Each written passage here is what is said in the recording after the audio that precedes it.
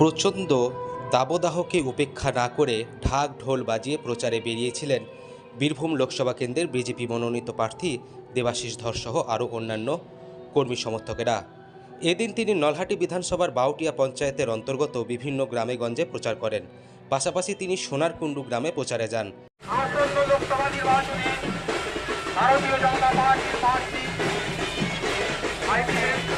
প্রাক্তন IPS officer সম্মানীয় দেবাশিস ধর মহাশয়কে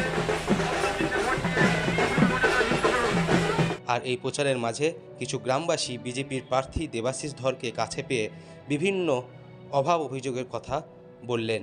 তিনি সাধারণ গ্রামবাসীদের কথা শোনেন এবং বলেন, আমি যদি বিজয়ী হই অবশ্যই আপনাদের পাশে দাঁড়াবো।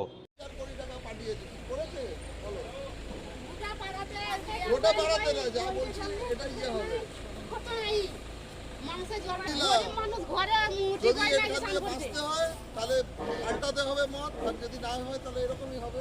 আমাদের সরকার নিয়ে এসো, তারপরে 5 বছর পর আমাদের বলবে যে আমরা পারলাম কি পারলাম না। ঠিক আছে,